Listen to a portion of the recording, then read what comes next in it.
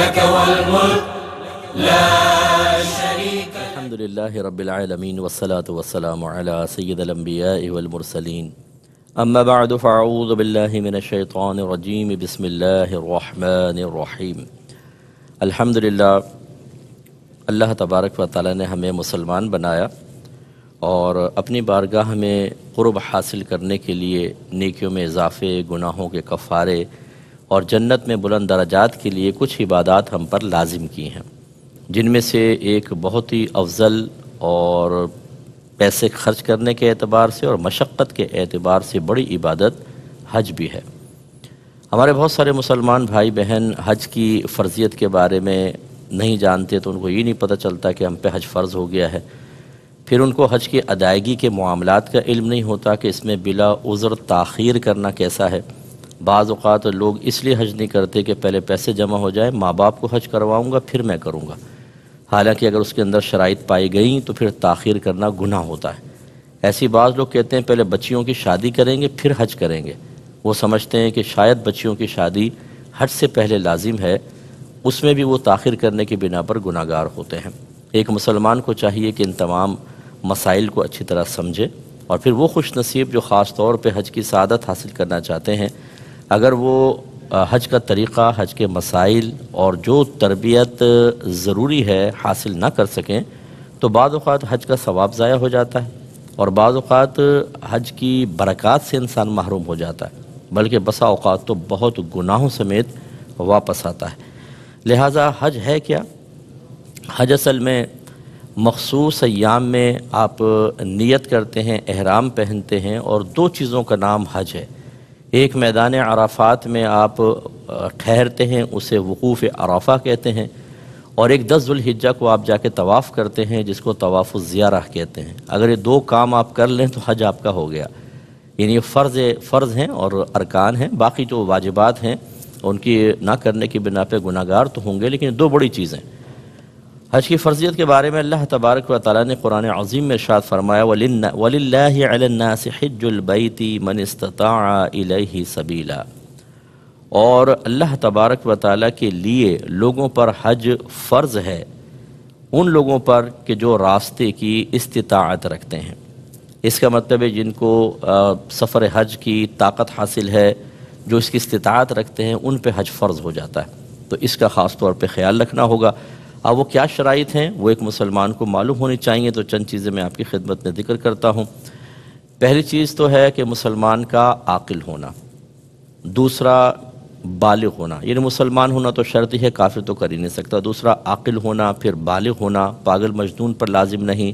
اور اسی طرح نابالغ پر لازم نہیں ہوتا۔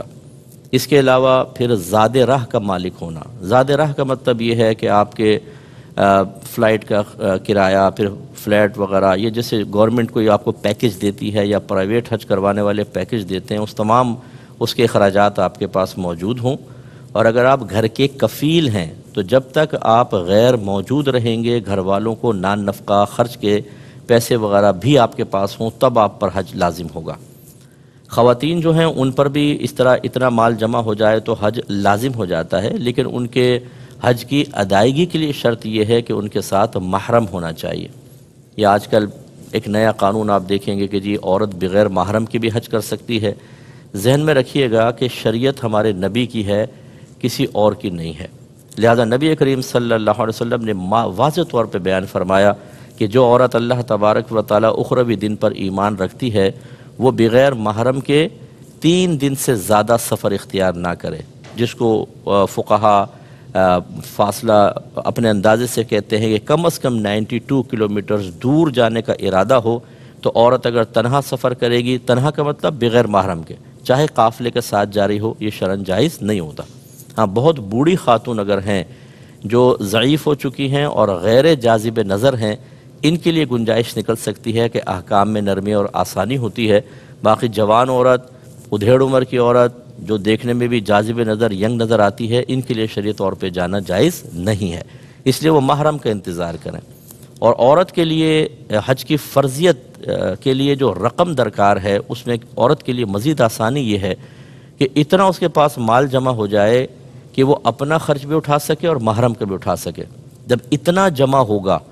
اور باقی شرائط پائی جائیں گی تو اس پہ حج کی فرضیت کا حکم لگایا جائے گا۔ اچھا، یہ الگ بات ہے کہ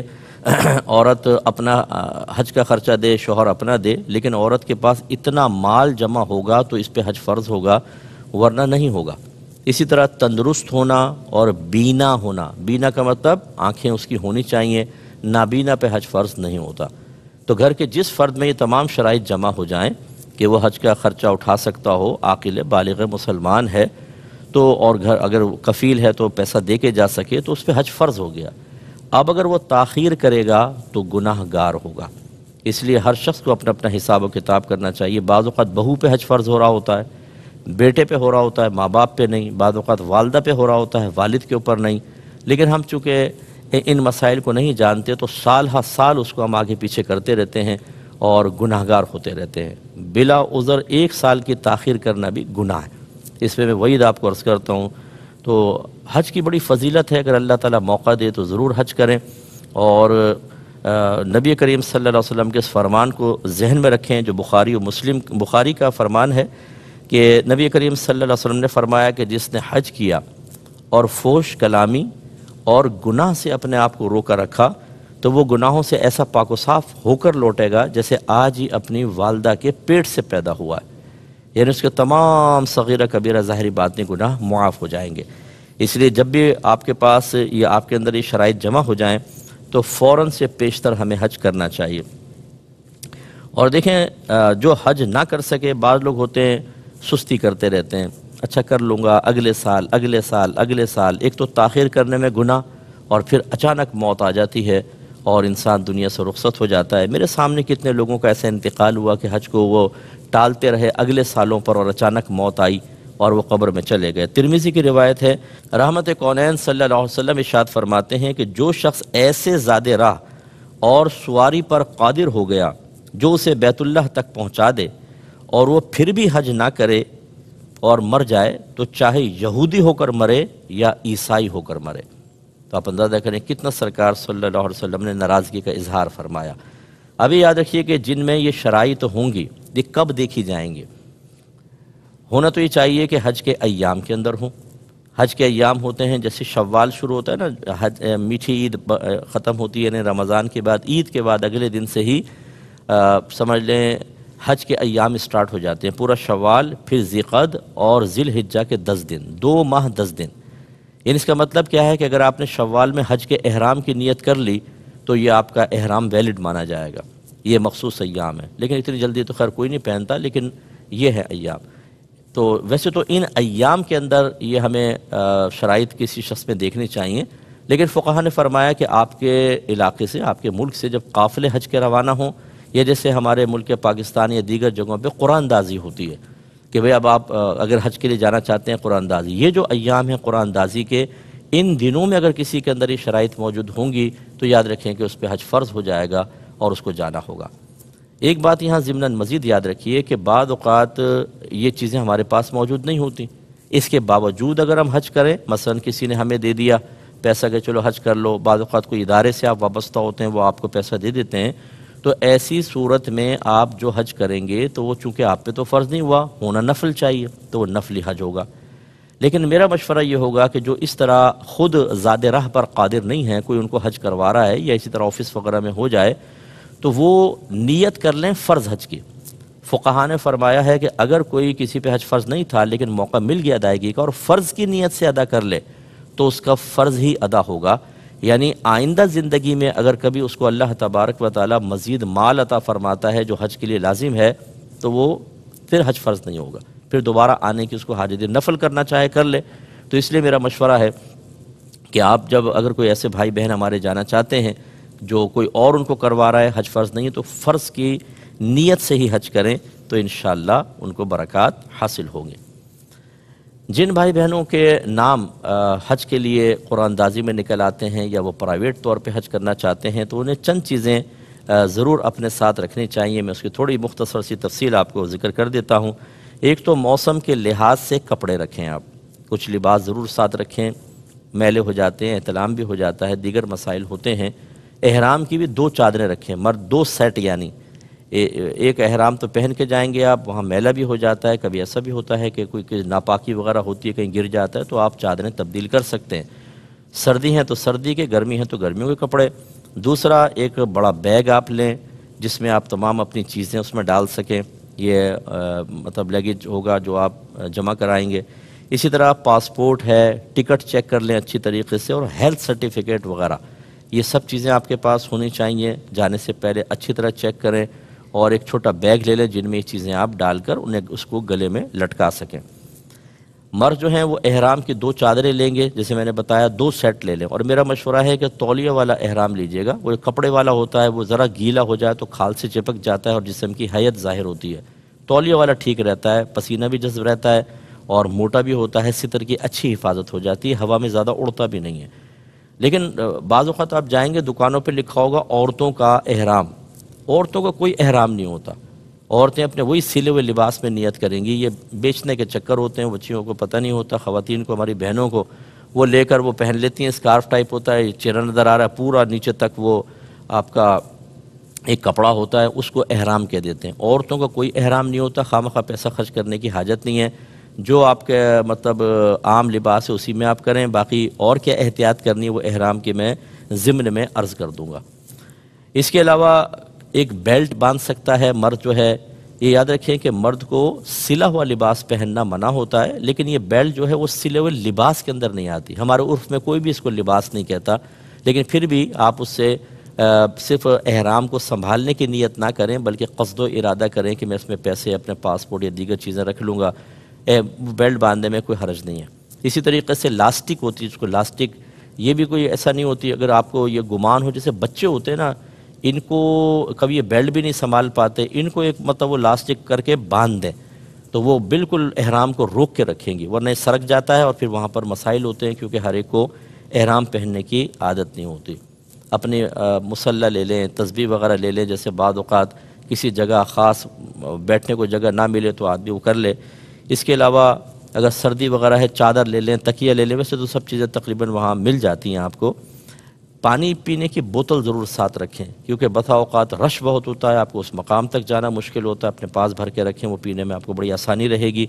اس کے علاوہ سیفٹی ریزر ہے یا مشین اپنے پاس رکھیں۔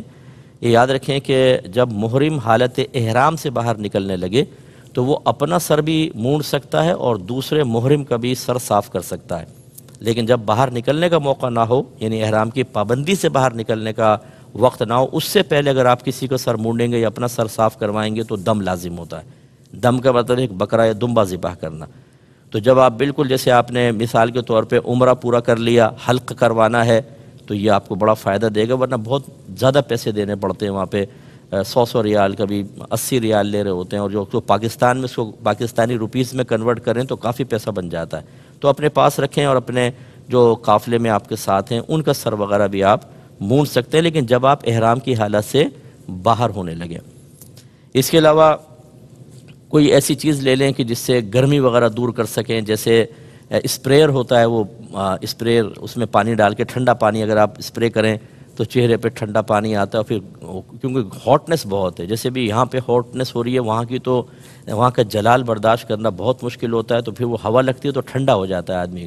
آج کل وہ نیک فین بھی چل رہے ہیں، وہ بھی لوگ آپ سے پوچھیں گے کہ یہ پہن سکتے ہیں کہ نہیں، تو یہ گلے میں وہ آ جاتے ہیں، یوں اسٹینڈ ٹائپ ہوتا ہے، اور پھر وہ اس میں 2 فین لگے ہوتے ہیں، وہ آپ کے چہرے پہ ہوا ڈالتے رہتے ہیں۔ تو بعض ایسے ہوتے ہیں کہ جو مطلب کمزور ٹائپ کے ہوتے ہیں، زیادہ وہ مشقت برداشت نہیں کر سکتے، ان کے لیے کرنے میں کوئی حرج نہیں ہے، لیکن اگر آپ مطلب مضبوط ہیں، حالات کا مقابلہ کر سکتے ہیں، تو پھر آپ اس طرح کی سہولیات سے تھوڑا سا اپنے آپ کو دور رکھیں۔ اگر آپ برداشت کر سکتے ہیں، جتنی مشقت زیادہ ہوگی یاد رکھیں اتنے درجات زیادہ،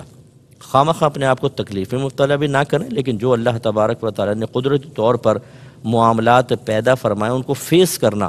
اور پھر یہ آپ کو زمانے رسول کے حج کا ایک مزہ اور اس کا ایک رنگ نظر آئے گا کہ دیکھیں اس زمانے میں اونٹوں پہ، گدھوں پہ، خچروں پہ سفر ہوتا تھا، اور گرمی، دھوپ، کوئی آسانی ایسی نہیں تھی، پانی کی قلت بھی، وہ آتے تھے اور وہاں پہ حج کرتے تھے، تو اس کا تھوڑا سا رنگ حاصل ہو جائے گا۔ لیکن جیسے میں نے کہا کہ جو برداشت کر سکتا ہو، جوش میں آ کے اگر آپ کر لیں اور بعد میں کوفت میں مبتلا ہوں، پھر معاذ اللہ گرمی کو برا بھلا کہیں، یہ ٹھیک نہیں ہوتا۔ اس کے علاوہ تھوڑی سی گولیاں مخصوص چیزوں کی رکھ لیں، جیسے موشن کی تھوڑی گولیاں رکھ لیں ڈاکٹر سے مشورہ کر کے، اسی طرح نزلے کی ہیں، بخار کی ہیں،